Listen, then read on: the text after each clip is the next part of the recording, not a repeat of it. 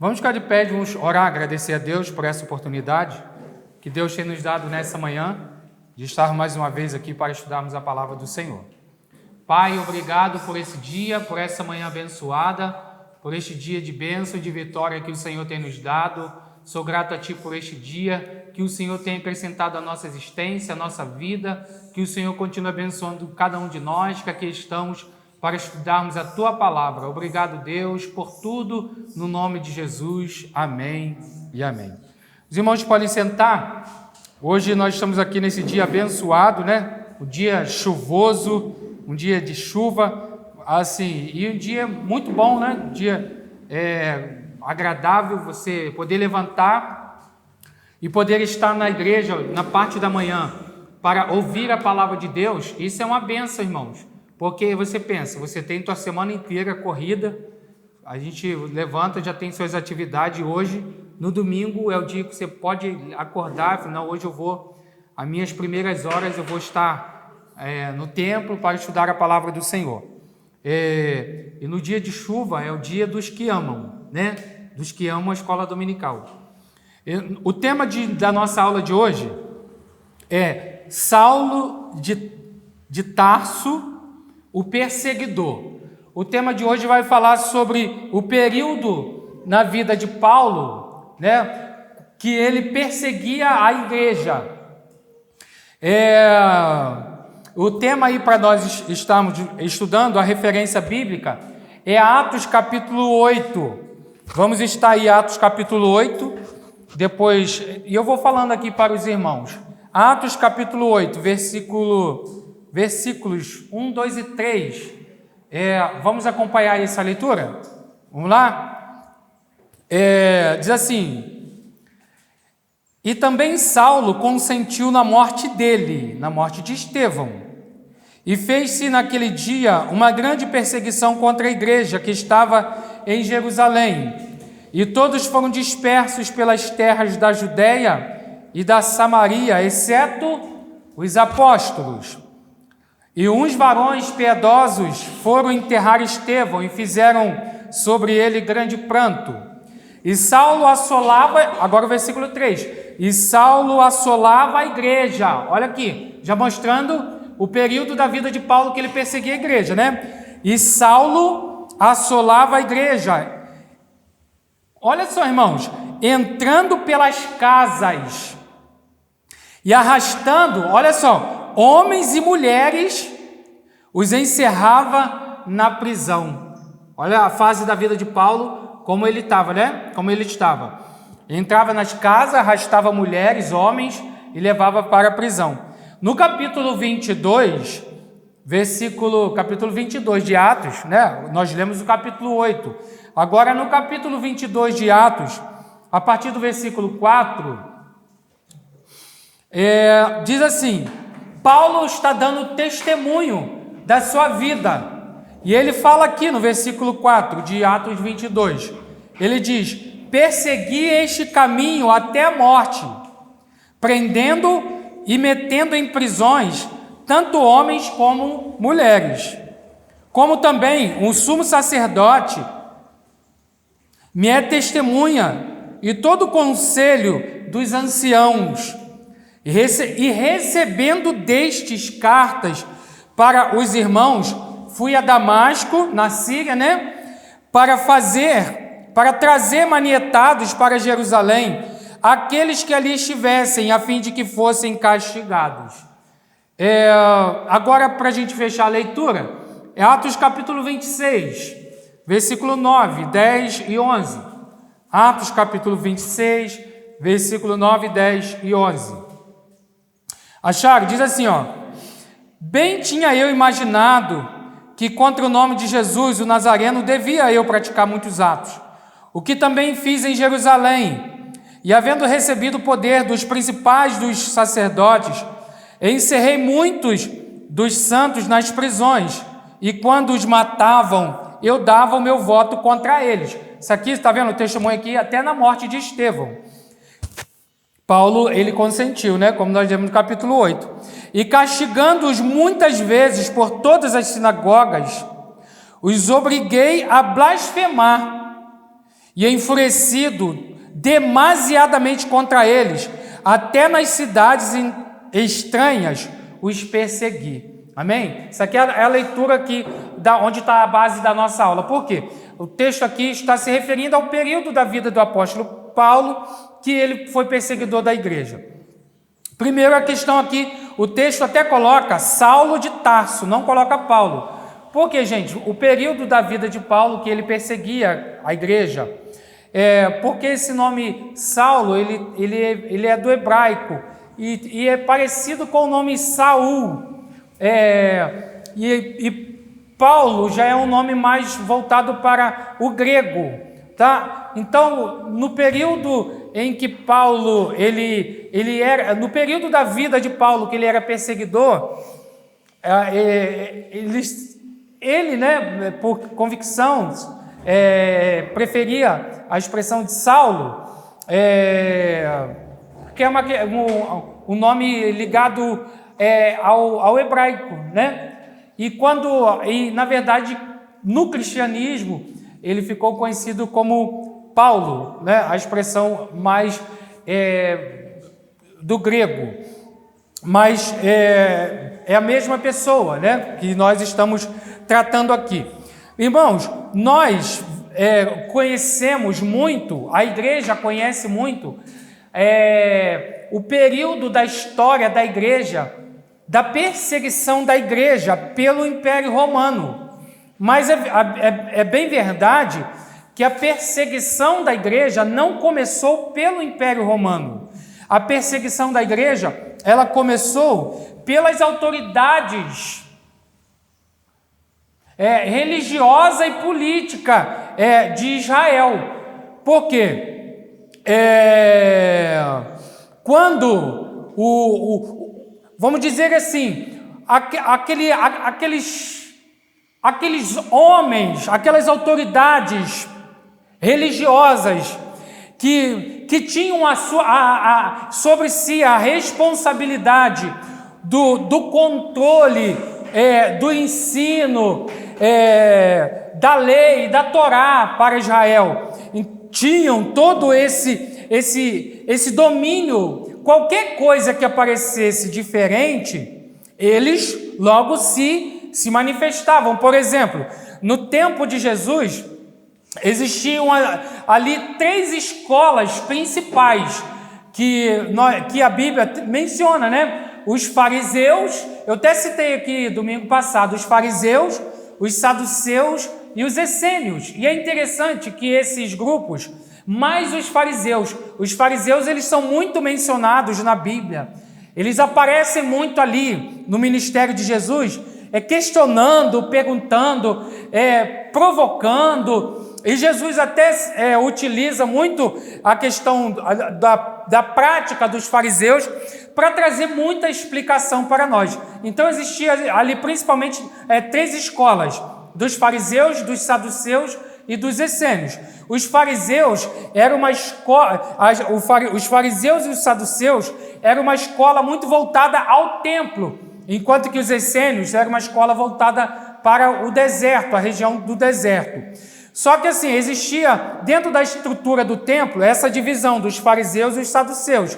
Os saduceus eram um grupo religioso que a responsabilidade deles era mais voltada para a liturgia do templo. Por quê? O sacerdote, o sumo sacerdote, todo ofício sacerdotal era exercido pelos saduceus, porque eles vieram de Sadoc, o sacerdote lá do Antigo Testamento, e de Sadoc veio os saduceus, que eram essa linhagem que tinha a responsabilidade de todo ofício do templo, era responsabilidade dos saduceus, que eles vieram de Sadoc, que era o sacerdote responsável pela liturgia do templo.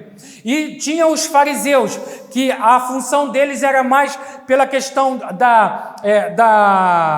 do controle ali da estrutura, da escritura, do aprendizado prático, da lei, do controle, vamos dizer assim, até jurídico, do cuidado com a leitura da Torá. Então, os fariseus, eles se preocupavam mais com a questão do cuidado com as liturgias externas, não dos saduceus, que era ali voltada mais para o templo.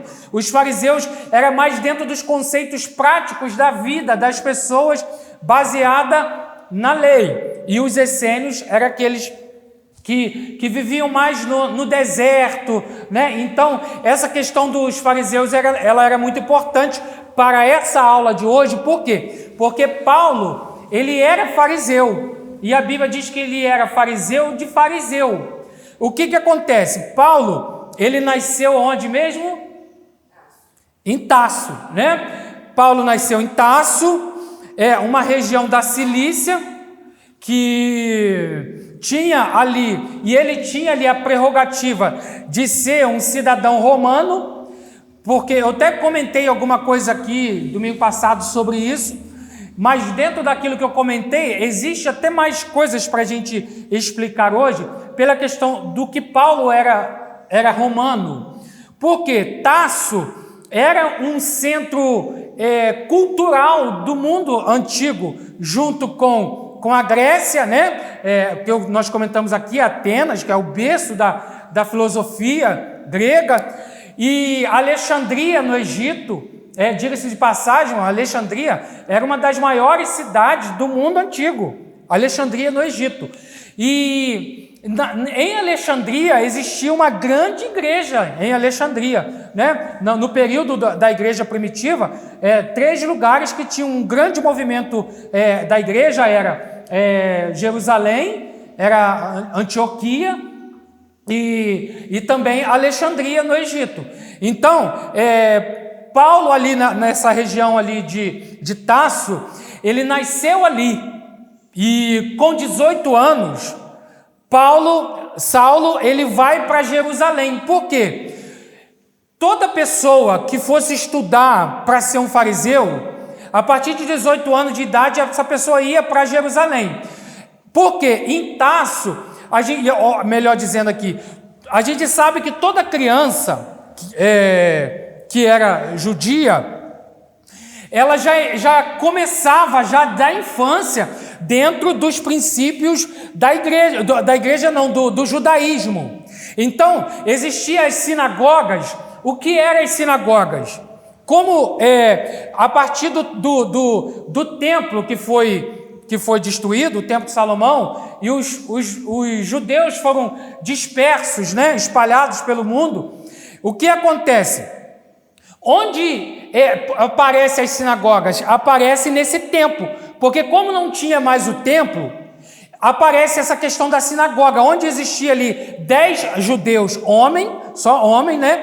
Poderiam já ter uma sinagoga. Então, a sinagoga ela aparece exatamente depois da destruição do templo. Não tinha mais o templo, então onde os judeus estavam, eles passaram a se reunir e ali formava uma sinagoga. A sinagoga era onde eles se reuniam. A história diz que na época de Paulo, só em Tarso tinha mais de 30 sinagogas. Por quê, gente? Porque essa cidade de Tarso, na época de Paulo, era uma cidade muito grande. Ela tinha aproximadamente 200 mil habitantes. Poxa, 200 mil habitantes. Para o mundo de hoje, é uma cidade grande, né? Imagina para a época de Paulo, 200 mil habitantes na cidade de Tarso. Então era uma metrópole, né? Era um centro ali cultural. E Paulo, ele foi criado, a sua infância foi ali.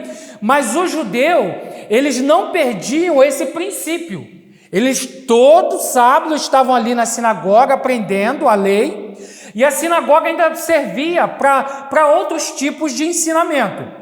Aquelas crianças que se destacavam na lei, então elas já começavam a ser criadas para seguir nesse rito sacerdotal ou dos fariseus, do estudo da lei. Então ali já se separava aquilo que a criança seria, já na sinagoga, já se observava se aquela criança, qual área que ela seguia. E provavelmente Paulo ele foi criado para seguir esse ofício do farisaísmo. E ele está na sua primeira infância, no início da sua juventude. Onde ele está? Ele está na cidade de Tarso. Então ali em Tarso, na sinagoga, Paulo, ele já teve os primeiros conhecimentos da lei, os princípios, a base da lei. E a história diz que com 18 anos, Paulo, ele vai para Jerusalém, para quê? Para ele estudar na escola oficial do farisaísmo, que é em Jerusalém. Porque nas sinagogas, eles têm os ensinamentos básicos da lei. E se ele decide a ser um fariseu, um saduceu, um escriba, então essa pessoa vai para Jerusalém para estudar junto ali com na escola dos fariseus. E Paulo, a Bíblia diz que Paulo, ele tinha um sobrinho. O sobrinho de Paulo aparece num tempo ali, naquela época que Paulo fez um voto e tal, e que eles queriam matar Paulo. A Bíblia diz que o sobrinho de Paulo, ele fala com Paulo que ele escutou dizer que queriam matar Paulo, ou seja, aparece a figura do sobrinho. Por quê, gente? A história prova que Paulo tinha uma irmã que morava em Jerusalém. E Paulo vai para Jerusalém, mora na casa da sua irmã para estudar na escola do farisaísmo, dos fariseus. Então, o que acontece? Paulo, ele começa a estudar e a escola oficial dos fariseus, para um jovem se tornar fariseu, ele teria de estudar 10 anos. 10 anos já depois de ter na sua infância, adolescência e juventude, ter iniciado ali nos princípios da lei. Então, com 18 anos, ele entrava e estudava 10 anos, ou seja, com 28 anos, Paulo ele já estaria ali apto para começar no ofício do farisaísmo. Com 30 anos, ele poderia já ser um doutor da lei, um fariseu de ofício.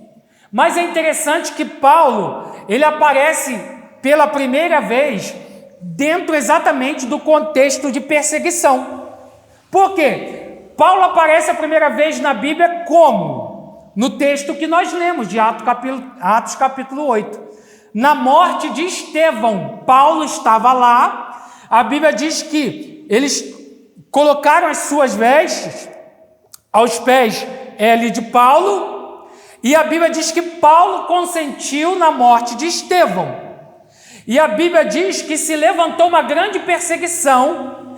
E Paulo, ele pega ali, dá até para a gente entender dentro dessa questão do farisaísmo, que Paulo, ele é tipo aqui um estagiário no farisaísmo. Por quê? Os fariseus, eles perseguiam os que seriam conhecidos como cristãos.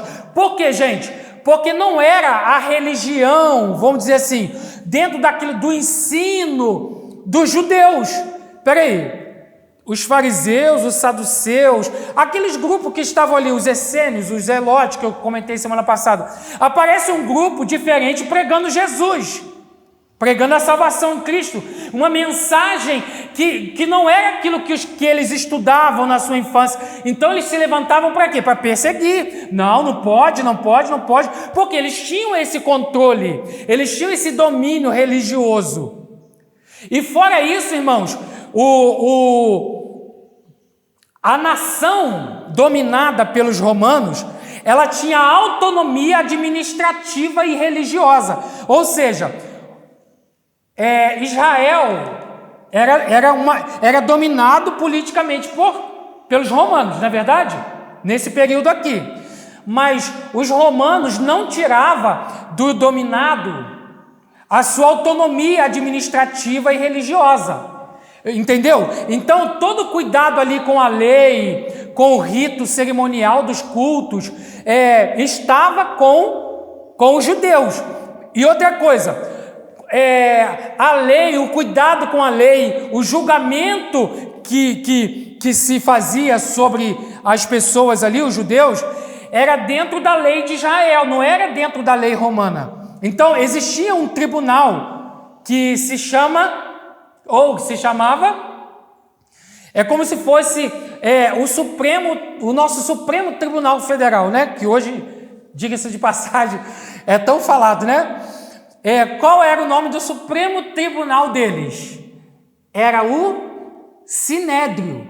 O Sinédrio, para eles, era como se fosse a nossa Suprema Corte hoje. O Sinédrio era formado de 70 eruditos na lei, ali entre fariseus, saduceus. Então, esse grupo de homens que formava a Suprema Corte, eles que julgavam baseado na lei de Israel. Está entendendo? Então, a Suprema Corte de Israel se chamava Sinédrio, formado por 70 homens. E é interessante que eles tinham domínio. É interessante isso aqui, gente. Por quê? O Sinédrio, que da onde saía a autorização para se perseguir os judeus, por quê? Por que era de lá que saía? Porque a Bíblia diz que eles deram cartas para Paulo, né? Eles que deram cartas para Paulo. Não podia, vou sair. Não, tinha que ter autorização. Então, o Sinédrio que dava cartas para perseguir.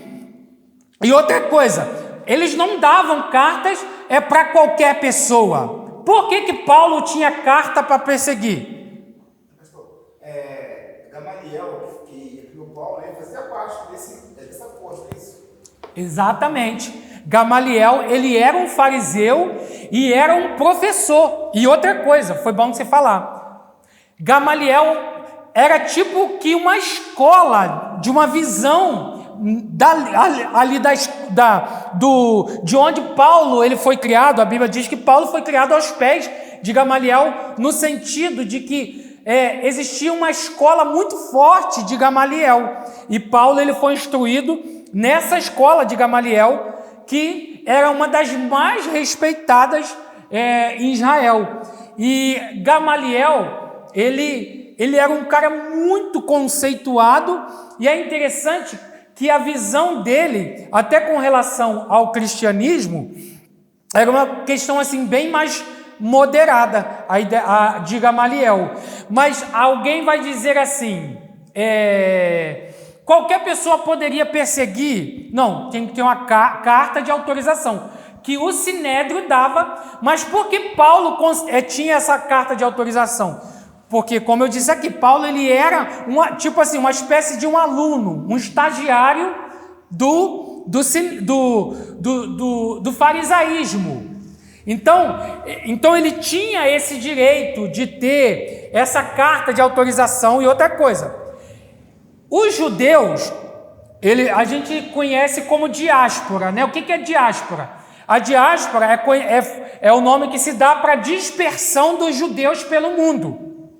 Então, a dispersão dos judeus pelo mundo é chamado de diáspora. Então, na época de Paulo, a história diz que tinha um número aproximado de 5 a 6 milhões de judeus espalhados pelo mundo. É interessante que a lei dava aquela autoridade, aqui no caso aqui Paulo, se o Sinédrio dava para ele uma carta, essa carta dava para ele jurisdição em qualquer lugar do mundo, entendeu? Porque mesmo o judeu, vamos dizer assim, um judeu morando na Síria, o Sinédrio tinha autonomia sobre aquela pessoa, mesmo ele morando em outro país. Se ele era judeu, o Sinédrio tinha autoridade jurídica sobre aquela pessoa. É interessante isso. Então não interessa. É um judeu que está lá em Roma. Mas o Sinédrio tinha autoridade jurídica sobre aquela pessoa. Por isso que a Bíblia diz que Paulo recebeu cartas e Paulo foi para onde? Damasco, gente. Onde é Damasco? Na Síria. Por quê? Porque se tinha um judeu na Síria, a carta que o Sinédrio dava, Paulo tinha autoridade de ir lá na Síria e pegar aquele judeu e trazer ele para Jerusalém, baseado na lei de Israel.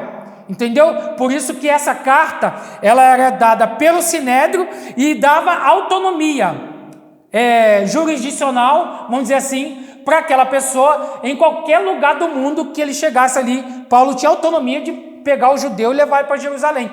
Preso, como a Bíblia diz. né? Então, gente, Paulo, ele vive esse período da sua vida de perseguição à igreja. Não é uma perseguição ainda pelos romanos, como eu disse para os irmãos.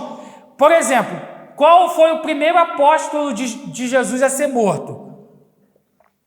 Está lá em Atos capítulo 12, foi o apóstolo Tiago. Ele morreu por ordem de quem? De Herodes. Então, foi uma perseguição dentro do próprio território de Israel.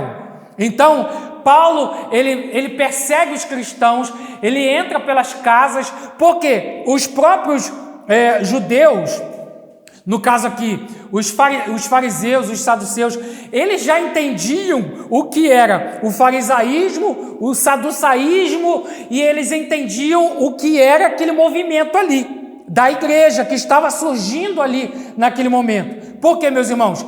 A igreja aparece exatamente nesse momento da história da vida de Paulo. Quando Paulo ele está se formando no farisaísmo, é o momento que a igreja está nascendo. E Paulo, ele não aceita, pelo ensino que ele teve no farisaísmo, ele não aceita aquele movimento. Aquilo ali para ele é uma afronta, um assinte, ele não aceita aquilo ali. Então ele pede carta, ele está muito enfurecido e ele quer mesmo acabar com aquele movimento. Mas na verdade Paulo não sabia que tinha já um chamado para a vida dele.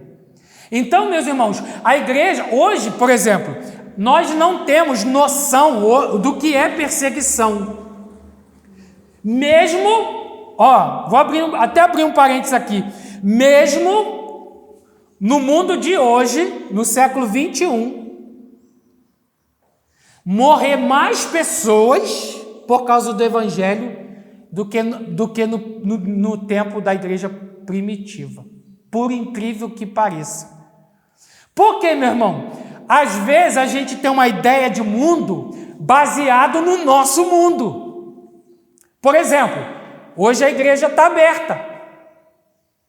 Quem só não veio? Quem não quis. Ou por algum motivo não pôde vir. Estou colocando aqui essa questão, não. Eu estou dizendo, a igreja ela é porta aberta. Mas você pode ter certeza que nessa hora tem gente morrendo por causa do nome de Cristo.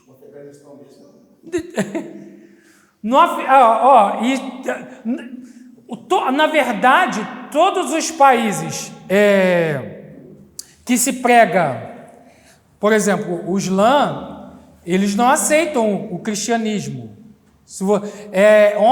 Ontem eu estava conversando com um amigo e estava dizendo, um amigo não, uma pessoa estava falando comigo, que tem lugar que não existe nenhuma perseguição armada, mas existe uma perseguição intelectual. Tem países do mundo que quase não existe pregação do evangelho. China mesmo não pode nem entrar. Da China. Começou a perseguição de decapitação dentro da Existe uma perseguição intelectual, filosófica, né? Por exemplo, no Japão, um amigo está lá no Japão, e ele diz que não consegue achar a igreja para ele, não acha, não acha. Quando acha um negócio algumas coisas assim, muito superficial, alguma coisa assim escondida. Hoje no Brasil existe uma liberdade de se pregar o evangelho. Mas, os irmãos, você pode pesquisar na internet que tem muitos países onde não pode se pregar a palavra de Deus. Muitos, não são poucos. E até países sul-americanos não existe tanta liberdade como o nosso. Por exemplo, no Chile, Bolívia, no Chile, né? São países aqui, ladeados com a gente, que não tem tanta liberdade igual tem no Brasil de se pregar o evangelho. Mas você pode ter certeza que mesmo aqui no Brasil pode não existir uma proibição assim declarada no sentido constitucional de fazer uma emenda alguma coisa nesse sentido, né? Até porque uma emenda talvez não daria. Ou fazer outra Constituição e ali se pregar a não pregação do Evangelho. Mas se prega, se busca muito uma perseguição no sentido social, naquela questão de que cristão hoje se prega isso, né? Que isso faz mal para a sociedade, que essa mensagem não muda a vida de ninguém. Ou seja, nós estamos caminhando, gente, para um tipo de perseguição. E a gente, por que hoje você tem ali as portas abertas? E isso chama muito a nossa atenção. Hoje você tem portas abertas em todos os lugares e as pessoas não aproveitam a oportunidade. Tem lugar que as pessoas queriam uma porta aberta e não tem. Você tem lugares no mundo que as pessoas elas se reúnem escondido,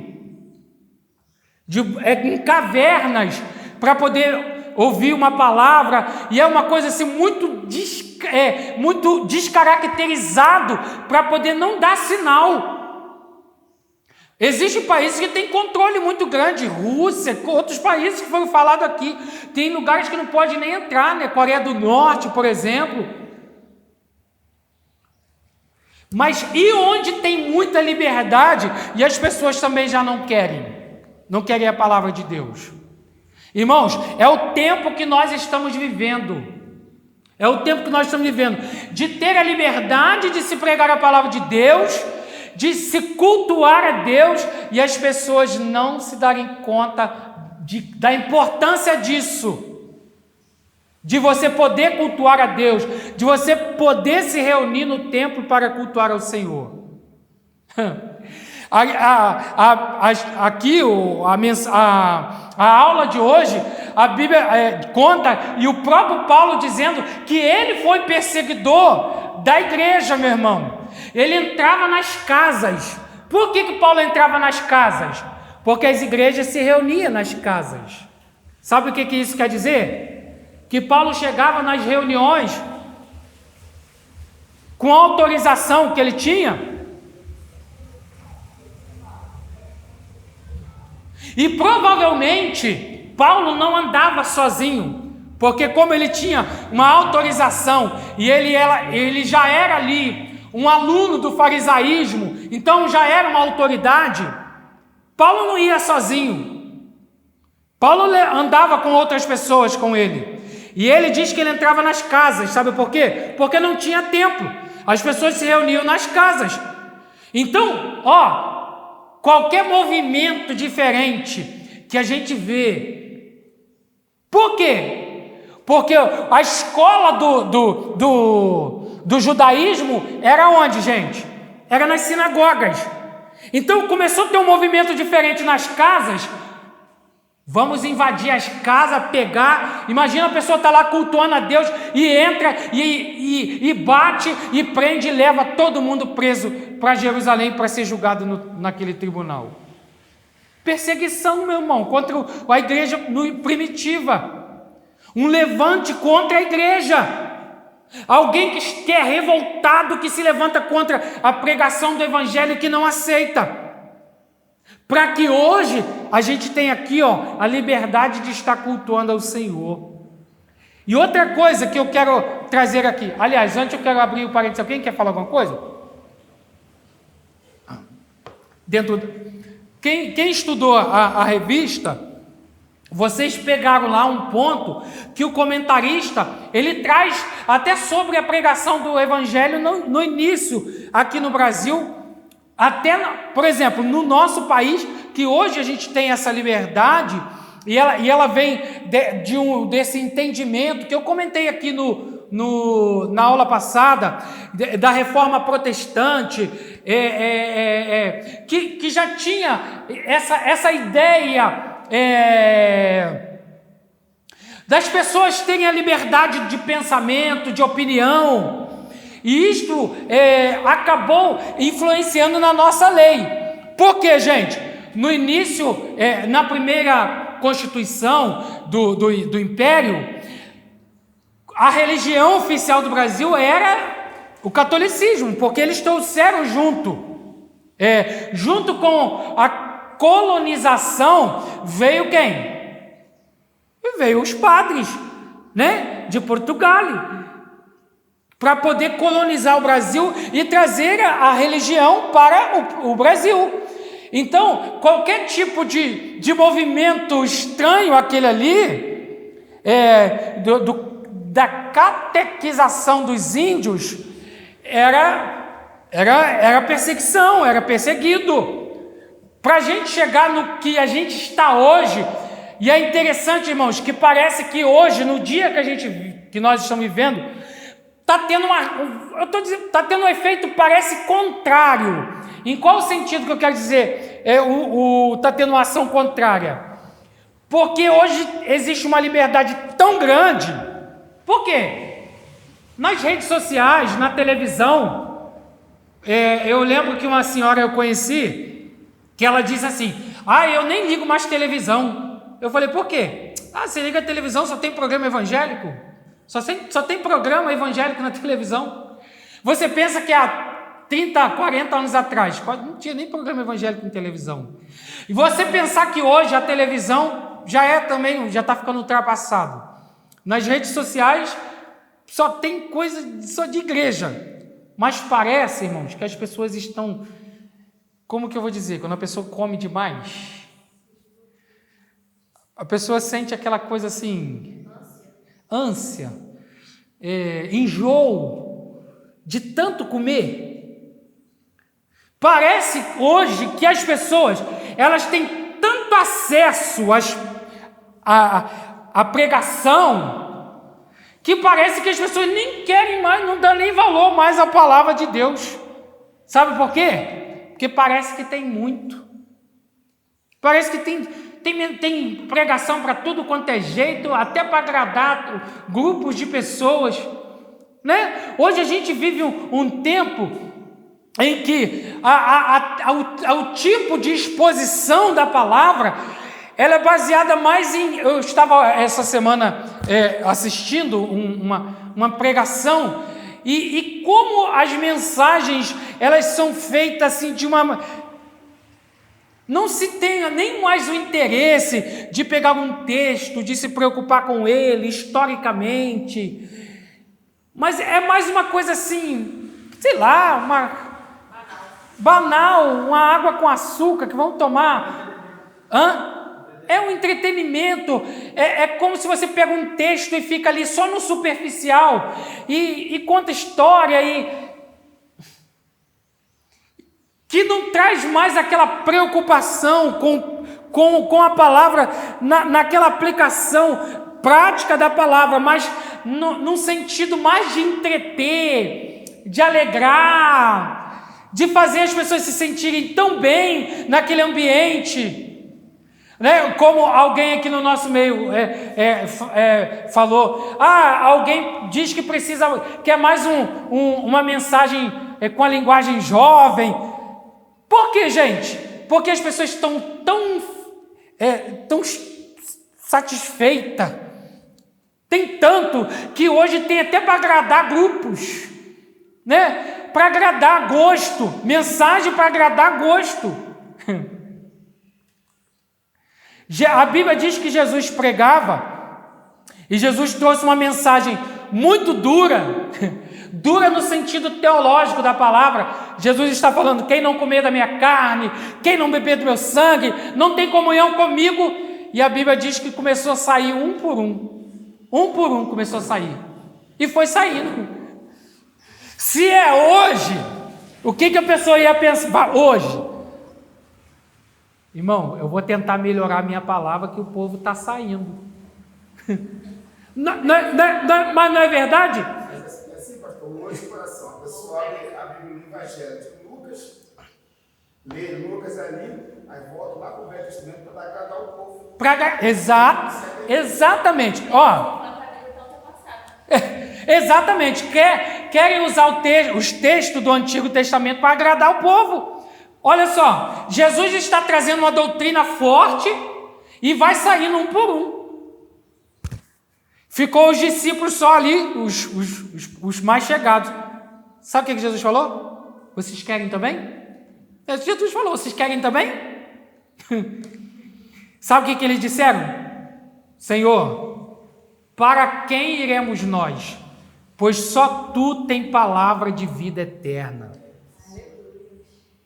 Ou seja, ali você pode, claramente nesse texto que eu estou citando, você pode observar dois grupos de pessoas. Alguém que está ali por causa da palavra de vida eterna e outro que está ali querendo uma palavra que agrade ele. Já que essa palavra não está me agradando, eu vou embora. Mas, se não é, hoje, se a pessoa prega a palavra e não agrada, eu vou ficar aqui não, que a palavra não, né? Essa palavra aí, eu quero uma palavra assim mais de entretenimento, para a gente se alegrar, para a gente se sentir bem. É tipo que para massagear o ego. Meu irmão, é aquelas coisas muito superficial que não se preocupa, gente, porque o objetivo da palavra de Deus é provocar mudança na nossa vida.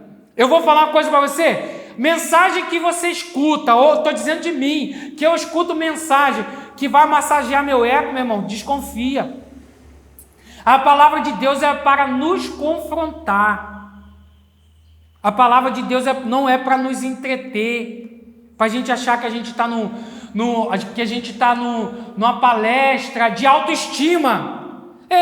Parece que você está numa palestra de autoestima. Não, para aumentar o seu ego, para você... Irmão, esse não é o sentido da palavra. Não é, hoje as pessoas conseguem criar, vamos fazer uma adaptação. Eu tenho um amigo que ele falou para mim que ele fez um curso sobre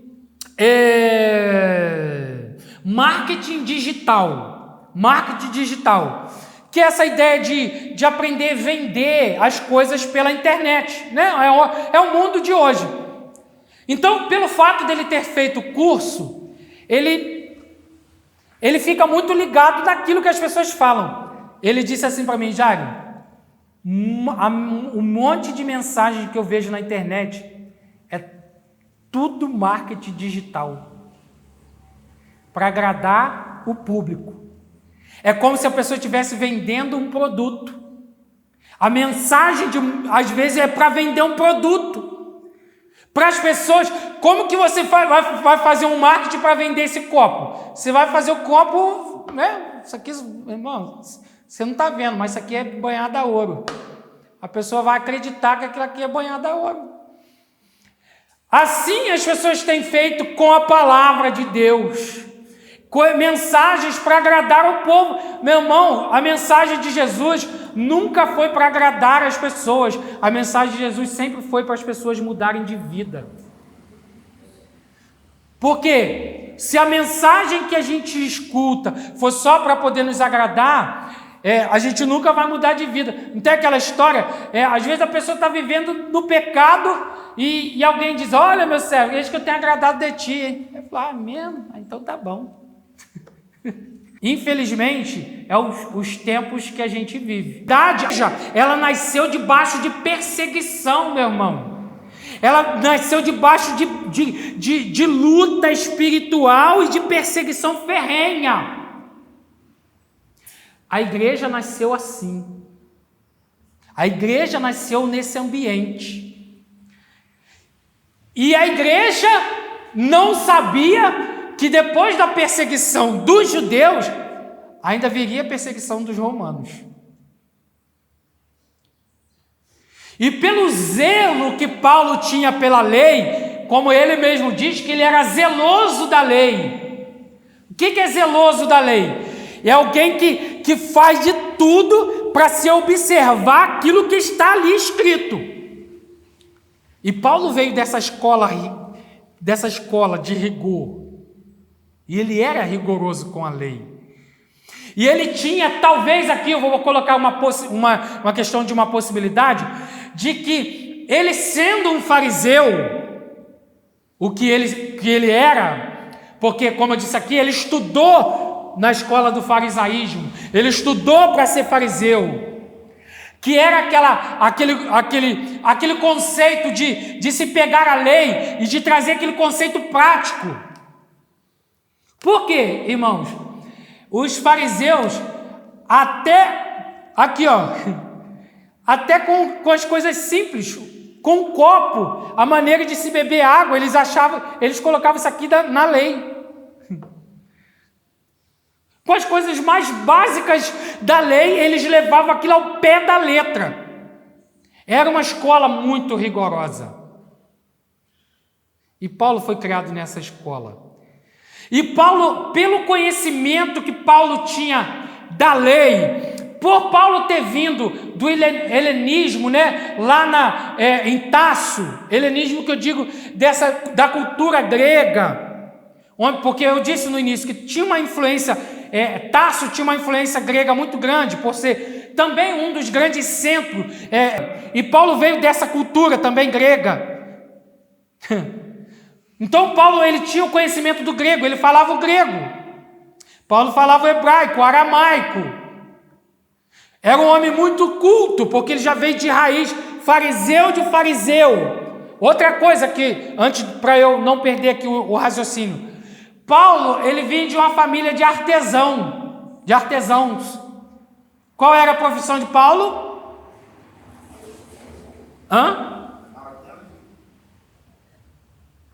Exatamente isso. Alguém pode até dizer, poxa, é uma profissão fraquinha.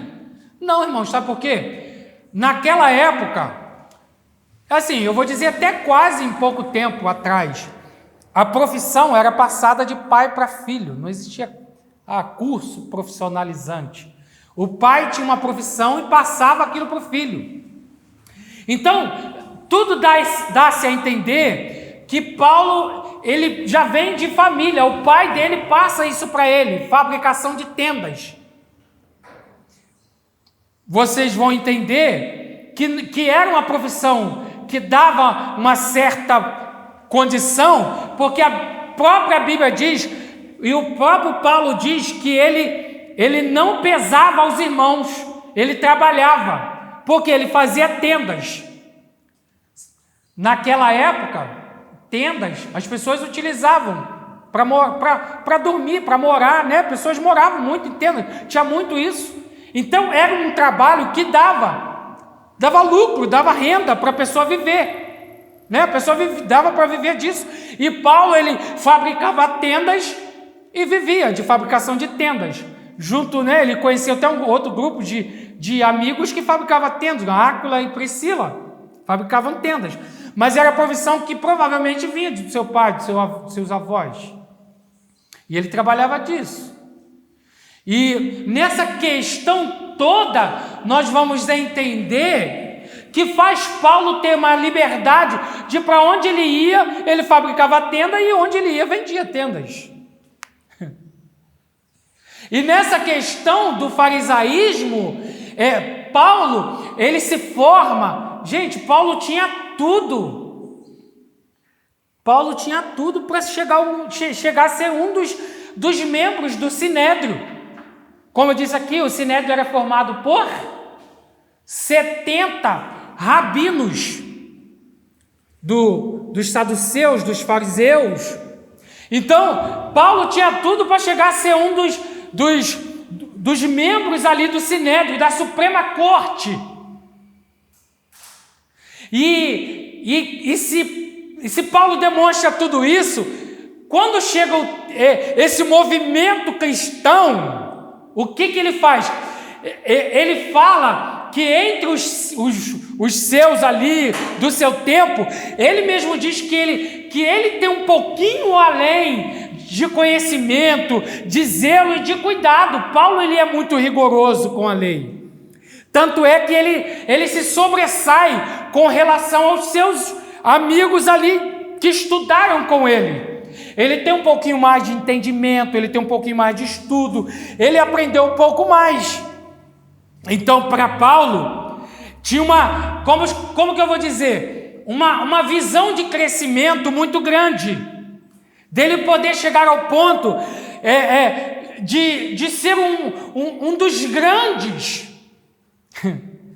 vindo da escola ainda de um grande... Gente, porque a pessoa para se formar no farisaísmo era um requisito muito severo. E Paulo, ele entrou nessa escola. Mas quando ele achava, e quando ele estava com o seu sangue, né, quente correndo nas suas veias, quando na sua mente ele tinha aquela percepção de que ele ia matar os cristãos pela severidade do seu conceito aqui na sua mente, porque a mente de Paulo era cheia do conhecimento da lei. E quando isso batia de frente com qualquer coisa, batia de frente com aquilo que ele aprendeu da lei, o garoto, ele veio de infância, como qualquer judeu, com 12 anos, já participava ali do cerimonial da infância, e ele continua, com 18 anos, ele vai para Jerusalém. Então ele tem a sua mente cheia do conhecimento da lei, mas daquela lei severa, e ele vê surgindo outro grupo que não é aquilo que ele aprendeu. O que ele faz? Ele começa a perseguir aquele grupo. Só que ele não sabia que aquele grupo ali não era como um grupo insurgente, que sempre aparecia em Jerusalém, alguém querendo fazer um movimento, e que aquele movimento era combatido e acabava. Na verdade, ali estava surgindo, meu irmão, a Igreja de Cristo, que ia mudar a história da humanidade. E na verdade Paulo, ele não tinha esse entendimento. E Paulo está muito enfurecido, ele já tinha consentido na morte de Estevão. A Bíblia diz que ele tinha entrado já em casas, pego mulheres, homens e levado preso. E ele está ali tão revoltado, que ele pega outra carta. Agora eu até entendo que Paulo primeiro ele fez uma incursão ali dentro de Jerusalém, pegando cristãos, matando, levando preso, porque, irmãos, ninguém poderia matar sem a autorização da Suprema Corte, e Paulo ele fazia parte, então ele poderia dar autorização para matar. Então ele entrava nas casas e matava pessoas, cristãos, mandava preso. E Paulo ele quer expandir agora a sua perseguição. Agora vou para Damasco, e ele vai, porque ele acha que é mais um grupo de insurgentes, de pessoas que estão se levantando contra a lei, contra tudo aquilo que ele aprendeu em toda a sua vida, agora com 30 anos de idade, meu irmão. Imagina uma coisa que você aprende desde a infância, até aí chega a 30 anos, chegou o tempo de Paulo fazer o quê? De Paulo, da diplomação. Paulo está, é como se Paulo estivesse fazendo o seu estágio probatório. Eu vou fazer o estágio para eu ter a minha formatura. Quando chega o tempo da formatura de Paulo, ele vai ter um encontro que vai mudar a vida dele. A Bíblia diz que Paulo está indo para Damasco, na Síria. Ele e os homens que estão com ele, porque, como eu disse aqui, ele era uma autoridade, ele andava com outras pessoas. A Bíblia diz, e o Paulo vai dar testemunho disso, ele vai dizer que era quase meio-dia. Meio-dia, olha o sol, como que o sol está? Só que Paulo ele vê uma luz, meio-dia. Essa luz é mais forte do que o sol. Meio-dia, ele está no seu cavalo, né? E existe até uma frase corriqueira que diz: "Ih, caiu do cavalo." E pode muito bem ser aplicado, literalmente Paulo caiu do cavalo. Por quê? Ele está no seu cavalo, que era o transporte do tempo, né, da época. Cavalo, jumento, mula, camelo. No meio do caminho, uma luz aparece para Paulo. A Bíblia diz que Paulo caiu do cavalo e ele escuta uma voz: "Saulo, Saulo, por que me persegue?" Paulo caiu cego, não enxergou mais, ficou 3 dias cego. Aquele homem com o coração cheio de raiva, de sangue fervendo, com a mente cheia de conhecimento, de tudo aquilo que ele aprendeu na lei, no farisaísmo, chegando o tempo da sua diplomação, caiu do cavalo. E é interessante que ele ouviu a voz dizendo: Saulo, Saulo, por que me persegue? É interessante que a Bíblia diz que só Paulo ouviu a voz. Os amigos dele, aliás, só Paulo entendeu a voz que falava com ele. E Paulo caiu cego. E é interessante que Paulo, pelo nível da sua perseguição, o nome de Paulo já corria em todas as regiões. Ali de Jerusalém, da Ásia Menor, na Síria, em Damasco, Paulo já era conhecido.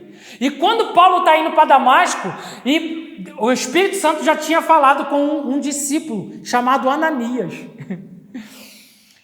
O Espírito Santo falou com Ananias, lá em Damasco, que Paulo, ele já estava chegando em Damasco.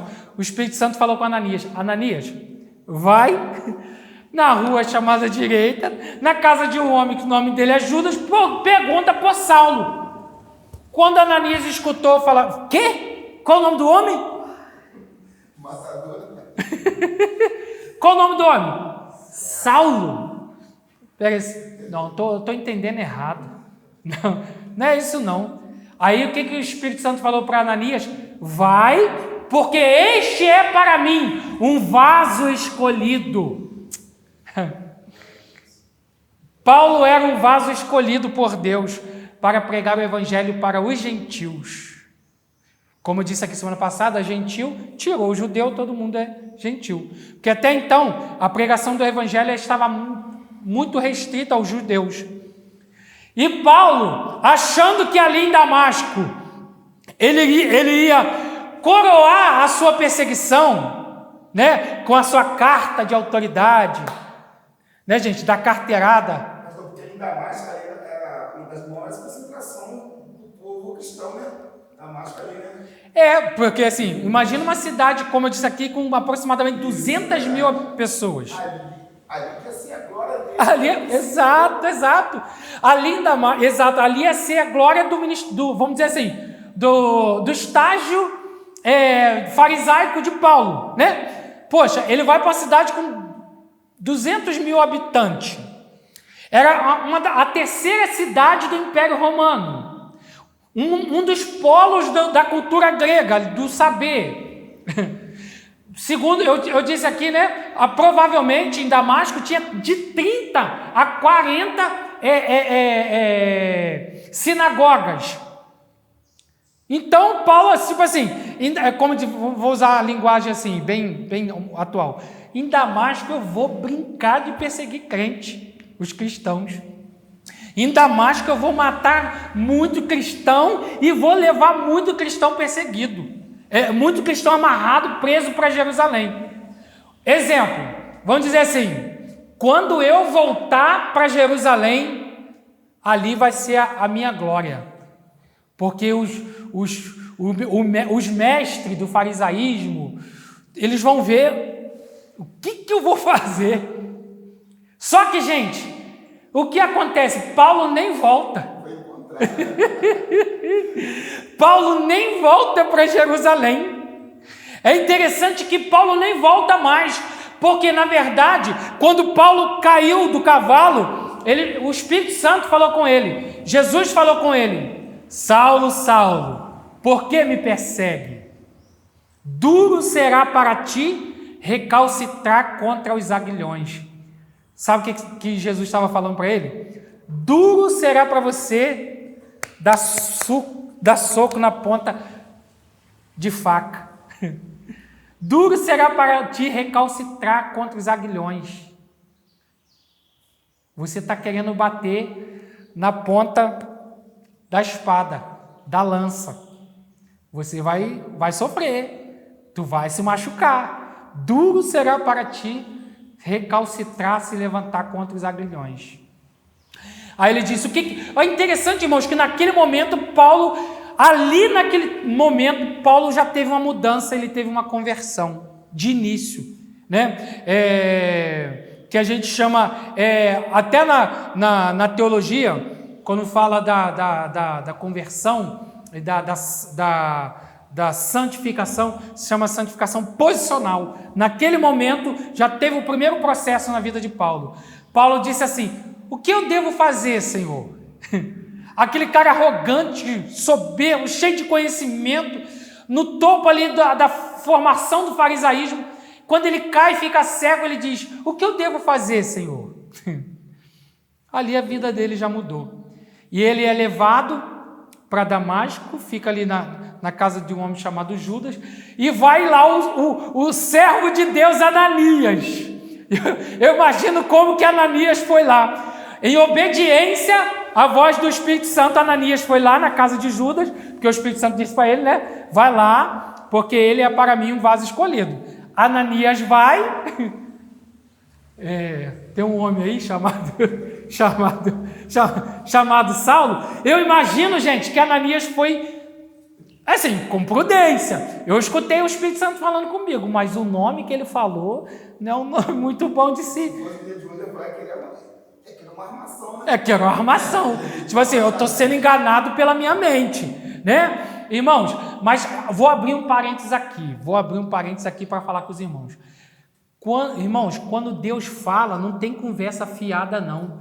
A gente vive um tempo, tanta pessoa fala: Deus falou comigo. Meu irmão, Deus não fala bobeira, não. Deus não fala, desculpa a expressão, palhaçada, não.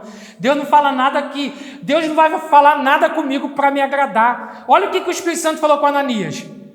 Não foi uma palavra para agradar Ananias? Falou: não, Ananias, vai, porque ele é para mim um vaso escolhido. É Saulo, o cara que mais persegue os cristãos, vai lá. Né? A gente vive um tempo que tem pessoas que ficam com esse negócio de profecia, não é nem profecia, profetada, conversa fiada, falando coisas que Deus não falou. Meu irmão, Deus não fala qualquer coisa. Deus não fala coisa que você já sabe. Deus não fala coisa que você já sabe que tem que fazer. Deus não fala bobeira. Deus não fala nada para nos agradar. Hoje o Jário está meio desanimado. Eu vou falar com ele para animar ele. Não, Deus não fala, Deus não é criança, não. Deus não é homem, não. A Bíblia diz que quando Deus fala, a terra treme. Se eu estou desanimado, eu vou orar, eu vou ler a Bíblia, eu vou cantar o hino. Deus não é pai de ficar pai bobalhão, não, de ficar: meu filho, você está sentindo mal hoje? Você quer tomar um remedinho? Deus é Deus, meu irmão. Deus não é homem, não. Mas tem gente brincando com as coisas de Deus. Olha, meu servo, né? Às vezes você está no culto, você não pode se emocionar um pouquinho, que já vem: meu irmão, não é isso não. Deus não é Deus. As pessoas brincam muito com as coisas de Deus. A Bíblia diz que na lei, quando um profeta falava e não cumpria, Deus deu a ordem: ele tem que ser apedrejado, porque ele está falando o que eu não falei. Irmãos, o tempo que a gente vive mais de conversa fiada no nome de Deus é no dia de hoje. O tempo de mais conversa fiada é no dia de hoje. Você sabe por quê? Porque ninguém é apedrejado. Se fosse igual na época da lei, eu duvido que a pessoa não pensaria 1000 vezes antes de falar. Porque na lei, se o cara falasse e não cumprisse, era apedrejado. Hoje ninguém é apedrejado. Mas sabe o que vai acontecer? As pessoas não sabem que hoje é pior. Sabe por que é pior? Porque Deus vai cobrar de tudo que a pessoa falar. De tudo que a pessoa falar. Cuidado com aquilo que você vê na internet, naquilo que as pessoas falam para você. Meu irmão, aquilo que você precisa está na palavra de Deus. Claro que existe o dom de profecia, mas é para um momento específico. É exceção e não regra. A ideia hoje de profecia está virando regra e a Bíblia está virando exceção. Está errado. A regra é a Bíblia. A profecia, no sentido de dom de profecia, é uma exceção. O que é exceção? Um caso específico da tua vida. Mas aquilo que você precisa para viver está na Bíblia. Aquilo que você precisa para ser crente está na Bíblia. E outra coisa, cuidado com profecia que vai massagear o teu ego. Cuidado com profecia que vai ficar te elogiando. Meu irmão, eu digo por mim, se chegar alguém aqui na igreja: olha, meu servo, que eu estou contigo, ou estou gostando de você, eu fico desconfiado. Eu quero que Deus me chame a atenção para eu melhorar. Porque eu não estou satisfeito com aquilo que eu estou vivendo, não, meu irmão. Eu não estou satisfeito com aquilo que eu estou fazendo, não. Eu tenho certeza que eu preciso melhorar. Eu tenho convicção que eu preciso melhorar, baseado na minha vida. Enquanto eu viver aqui nessa terra, eu preciso melhorar, meu irmão. Então não é profecia que vai me enganar, não. Olha, meu servo, eu estou agradando de ti, hein? Deus falou com Josué: ser fiel como foi meu servo Moisés, que eu vou ser fiel contigo. Ser fiel com a minha palavra, como Moisés foi, que aí eu vou ser fiel contigo. Meu irmão, se a gente for fiel à palavra de Deus, Deus vai ser fiel com a gente. Não fica na ilusão. E hoje tem muito isso. Tem gente indo atrás de profecia com a Bíblia debaixo do braço.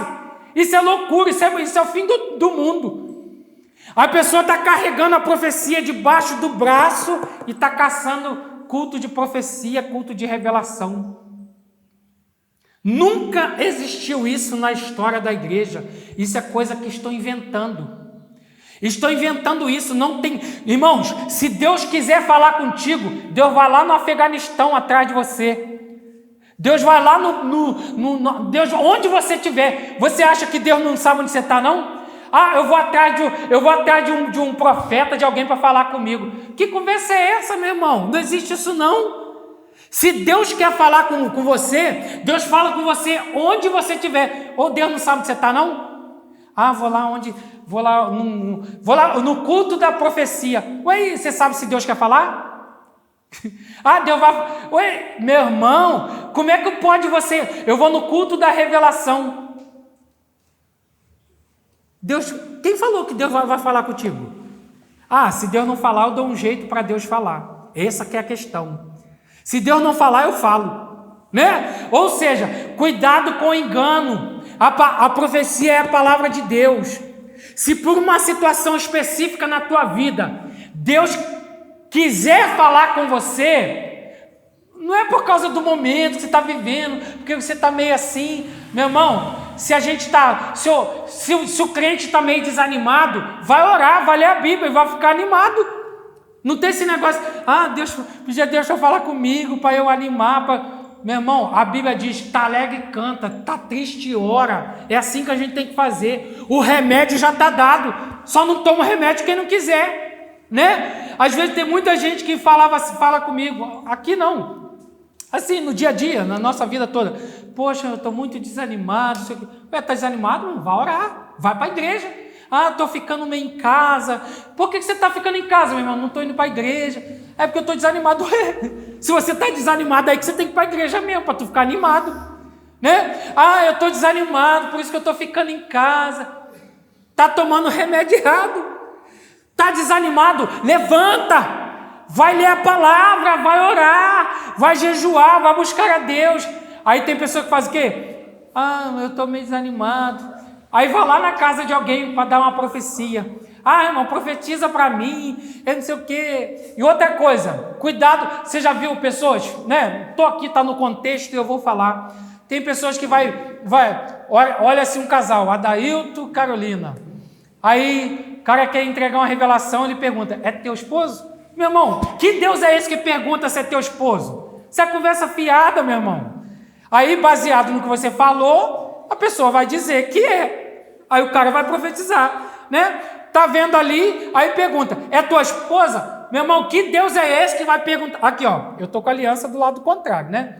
Que é de casado, tem que ficar na mão esquerda. Só que eu sinto, às vezes, muita dormência nesse dedo. Eu coloco aqui, na mão direita aqui, por causa disso. O cara pode chegar aqui e olhar e cair do cavalo. É tua noiva? O varão está noivo? Falei, não estou noivo. Né? Irmãos, cuidado com isso. Que Deus é esse que vai perguntar se Deus está falando? Como é que ele vai perguntar se é tua esposa? Deus perguntar se... o irmão é casado? Não, parou, acabou. Deus vai perguntar se você é casado? Se Deus está falando? Que Deus é esse que... Né? A pessoa chega, o irmão é casado? Que olha a tua esposa do teu lado, pergunta, o irmão é casado? Eu falo, irmão, fala isso, eu sou, não sou esse, não é Deus que está falando? Né? Ou seja, tem que ter cuidado com aquilo que a gente vive. né? Tem que ter muito cuidado, meu irmão. A palavra de Deus é coisa séria. A revelação é a Bíblia. Mas a gente prefere, né? Não tem aquele negócio. Qual é mais fácil, gente? Pegar uma comidinha pronta ou fazer comida? As pessoas preferem pegar uma comidinha, que é comida pronta. Mas você não sabe o tempero, você não sabe como foi feito. Agora, a comida que você faz, na sua casa, você sabe qual o tempero que você colocou. Assim é a palavra de Deus. Sabe o que acontece hoje? As pessoas querem aqueles videozinhos, aquelas mensagens motivacionais, né? Tem aquela, eu chamo aquilo de tirinha, aquelas tirinhas de mensagem de 5 minutinhos, mensagem para poder animar, essa semana, não sei o quê. Meu irmão, a Bíblia é para você sentar e ler. Você quer ouvir uma mensagem? Bota lá no YouTube uma mensagem de 1 hora, de alguém que ensina a palavra, que prega a palavra para poder alimentar a tua alma. Então, a gente tem que ter cuidado nos dias que nós vivemos. E Paulo, ele tinha esse zelo todo dele, foi revertido em favor do reino de Deus. Porque Ananias, por que eu cheguei nesse ponto? Porque eu falei de Ananias. O Espírito Santo falou com Ananias: vai lá, porque esse homem é para mim um vaso escolhido. Está entendendo? E foi lá, orou por Saulo. Aquela escama caiu, né, dos seus olhos. E ali mesmo Paulo já teve uma mudança de vida. É interessante que ali mesmo em Damasco, como os judeus, aqueles também que eram rigorosos pela lei, que esperavam mesmo um homem igual Paulo para poder ser severo com a lei, quando souberam que Paulo mudou de lado, quiseram matar Paulo. Cercaram a cidade. Os irmãos fizeram o quê? Desceram Paulo pelo cesto, pela janela, né? À noite, está lá a cidade trancada. Por quê? Eles disseram: nós vamos matar Paulo. Quando ele sair aqui da porta da cidade, nós vamos matar. Os irmãos foram, botaram a corda, desceram Paulo pelo cesto. Você vê, né? Como foi a vida de Paulo. Já a primeira coisa que aconteceu na vida de Paulo foi ter que descer da cidade. A cidade era murada, né? Desceram Paulo pelo cesto. Quando foram ver, Paulo já estava longe de Damasco e a cidade fechada. E desceram ele, botaram o homem dentro do cesto e desceram ele. Por quê? Por causa do processo de Deus na vida de Saulo. Por isso, irmãos, para a gente fechar aqui, que já vai dar 10h30, o cuidado com a palavra de Deus, a revelação de Deus está na palavra. Cuidado. Hebreus diz assim: havendo Deus antigamente falado de muita maneira aos pais pelos profetas, a nós falou nos últimos dias pelo Filho. E o que o Filho falou está revelado na palavra de Deus. Tá bom? Deus abençoe os irmãos. Nós estamos chegando aqui ao final. Alguém tem uma pergunta para fazer? Ou ficou alguma dúvida? Nossa, eu queria só uma observação da conversão de Paulo, né? Naquela época, ele foi perseguido, né? Aí eu tive por hoje, assim, eu não vou falar das outras, porque eu conheço as histórias das Assembleias de Deus, né? Aqui no Brasil. Sim. Quando ela chegou no Brasil, o Brasil era muito católico, né? Sim, 1910, né? Agora imagine só, os pastores que vieram de longe para formar o cristianismo aqui no Brasil. Que perseguições que eles também devem levar? Muita, né? Muita. Matava, perseguia, o Papa assinava, assinava, pode matar, entendeu? Aí, na verdade, irmãos, não existiu um lugar que a igreja não fosse perseguida, que a igreja não passou por um tempo de perseguição. Até dentro dessa questão denominacional, por exemplo, a Assembleia de Deus no Brasil, ela sofreu muita perseguição, né? A história diz de culto que as pessoas eram apedrejadas, as igrejas eram apedrejadas, as pessoas tacavam pedras. Isso aqui no Brasil, tacavam pedras nas igrejas para poder espantar os irmãos.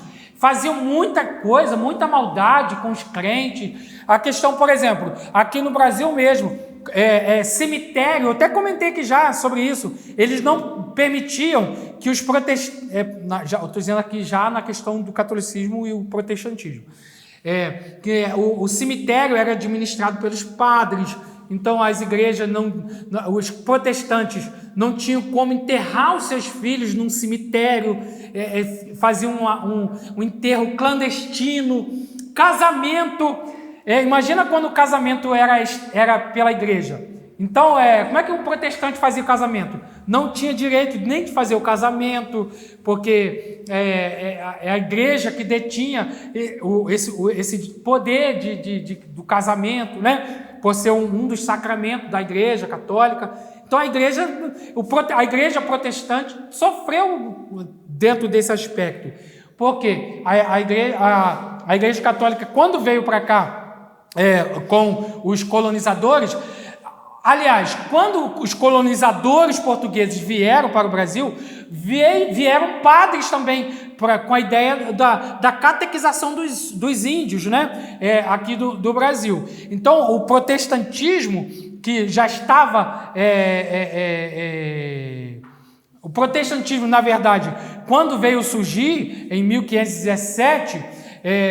e começou, né, na Alemanha, espalhou-se pela Suíça, e até que chegou ao Brasil.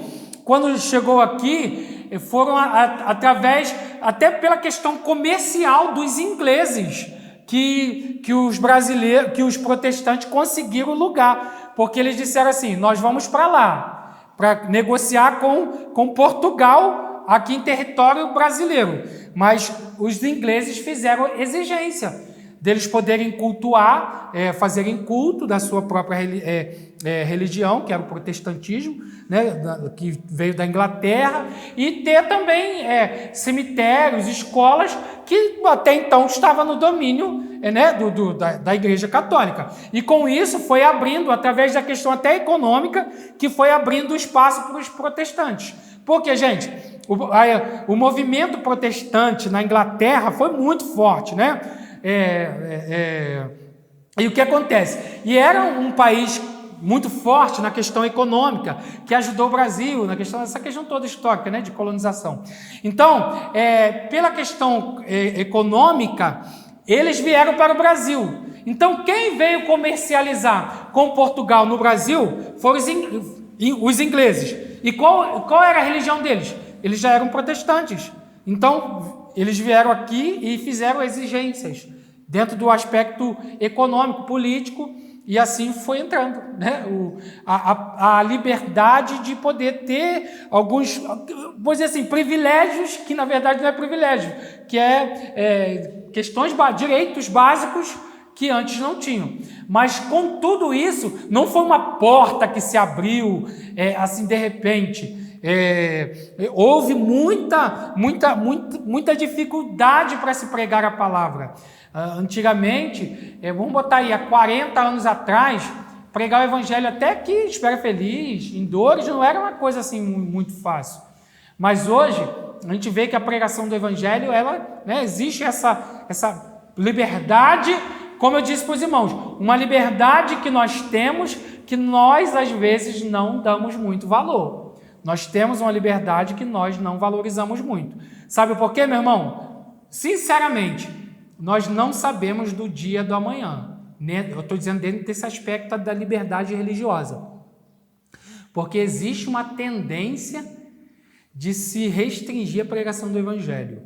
Mas você é bem-aventurado, porque você veio hoje aqui para ouvir a palavra de Deus. Tem pessoas, nós estamos aqui, uma hora de aula, 1h30, mais ou menos. Tem pessoas que queriam 10 minutos de uma exposição da palavra de Deus e não tem, porque o seu país não permite. Tem países que as pessoas queriam 10 minutos, eu estou dizendo 10 minutos e eu estou sendo assim, estou dando muito número. Tem pessoas que queriam 1 minuto para ouvir uma palavra de Deus e não podem. E nós temos esse privilégio. Se os cristãos brasileiros se dessem conta dessa bênção que eu acho que todos nós, no sentido geral dos cristãos, a gente daria mais valor a isso. Mas porque às vezes a gente... Salomão falou assim, para quem está com fome, usando essa linguagem, todo amargo é doce, né? Agora, para quem come muito mel, a pessoa está enfastiada de mel, né? Tem muito mel. Agora, para quem está com fome, meu irmão, o amargo fica até doce. Agora, para nós que temos muita liberdade, às vezes a gente não se aproveita dessa liberdade. Mas que essa lição venha servir para nós por um despertamento, para nós nos levantarmos como crentes, como servo de Deus. Amém? Mais alguém quer falar alguma coisa? Não? Então vamos ficar de pé, vamos orar, agradecer a Deus por essa aula nessa manhã. Domingo que vem a gente já vai entrar mais especificamente na conversão de Saulo, né? Nós vamos entrar mais nessa questão. Hoje nós tratamos mais a questão da perseguição que Saulo provocou à igreja. Agora, domingo que vem, nós vamos entrar mais nesse aspecto aí da conversão de Saulo. E é algo assim muito maravilhoso. Eu digo para os irmãos, leiam a revista, tá bom? Que está lá no grupo lá da igreja, no PDF lá. Leiam a revista, que ajuda muito na nossa compreensão. Deus abençoe, nós estaremos aqui logo mais à noite, no culto de louvor e adoração ao Senhor. Convide alguém para vir ao culto, para estar aqui cultuando a Deus, logo mais às 7 horas da noite. Amém? Pai amado, Senhor da glória, Deus bendito e eterno, eu quero, Senhor, nesta oportunidade, nesta manhã, agradecer ao Senhor por esse privilégio, por essa honra que o Senhor nos dá de poder estar aqui para ouvirmos a Tua palavra, para estarmos, ó Deus, trazendo a Tua palavra para a nossa vida. Eu peço que o Senhor esteja cada dia nos dando graça, força, para permanecermos na Tua palavra. Deus, no nome de Jesus, abençoe a vida de cada um dos irmãos que veio estar aqui nesta manhã para ouvir a Tua palavra. Fala, Senhor, com cada um de nós. É o que eu peço, Senhor, agradecendo no nome de Jesus. Amém e amém. Que a graça e a paz do nosso Senhor Jesus Cristo, o amor de Deus e as doces consolações do Espírito Santo seja com todos. Você pode dizer amém? Amém. Está terminado. Deus abençoe a todos, no nome de Jesus.